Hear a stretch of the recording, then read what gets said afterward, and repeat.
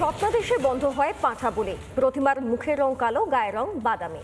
দেবীপক্ষের সূচনায় রীতি মেনে ক্যানিংয়ের সেই কালো দুর্গার চক্ষুদান হলো। 440তম বর্ষে পড়ল ক্যানিংয়ের ভট্টাচার্য পরিবারের পুজো।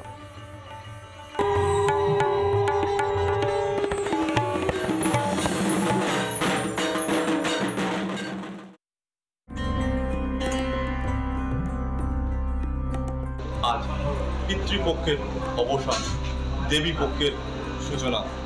আর এই দেবী পক্ষের সূচনায় ক্যানিংয়ের ভট্টাচার্য বাড়িতে মহালয়ার পূর্ণ লগ্নে মায়ের চক্ষু দান চলছে এবং এখানে এই ভট্টাচার্য বাড়িতে মাকে কালো এবং গায়ের রং বাদামি রূপে পূজিত করা হয় এবং সেখানে এই যে তিথি বা সেই নিয়ম মেনে মায়ের চক্ষুদান চলছে এবং এই মহালয়ার পূর্ণ লগ্নে এবং পরিবারের সদস্যরা রয়েছে একটু কথা বলবো।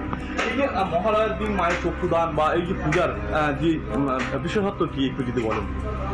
বিশেষত্ব বলতে আমাদের প্রতিমা মহালয়ার দিনকে মায়ের পিতৃপক্ষ ত্যাগ করে মাতৃপক্ষ আবির্ভাব করে, মাতৃপক্ষ আবির্ভাবের সাথেই আমাদের চক্ষুদান উৎসবটা করা হয়। বা আমাদের ঢাকা বিক্রমপুরে বাইনখালা গ্রামে আমাদের প্রথম পুজো প্রচলিত হয়।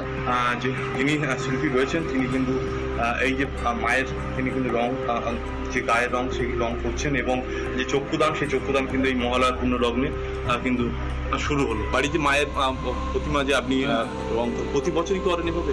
কত বছর ধরে বংশ পরম্পরা চলে আসছি। বংশ পরম্পরা। এই মহালয়ার দিনে কি মায়ের চক্ষুদান হয়? হ্যাঁ, 10টার পরে চক্ষুদান হয়।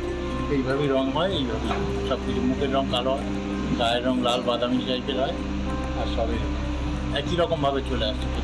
মায়ের স্বপ্নাদেশে মায়ের যে আদেশ, এই আদেশ মেনে মায়ের যে রীতি মেনে তারা পূজা করছে এবং এই মহালয়ার পূর্ণ লগ্নে মায়ের চক্ষু দান চলছে এই ক্যানিংয়ের ভট্টাচার্য বাড়িতে। দক্ষিণ 24 পরগনা জেলার ক্যানিং থেকে রঞ্জিত সর্দার, রিপাবলিক বাংলা।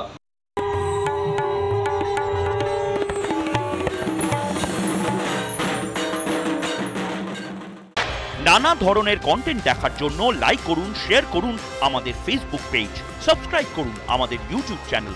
পাশাপাশি অন্যান্য ব্রেকিং নিউজের জন্য অবশ্যই চোখ রাখুন রিপাবলিক বাংলায়।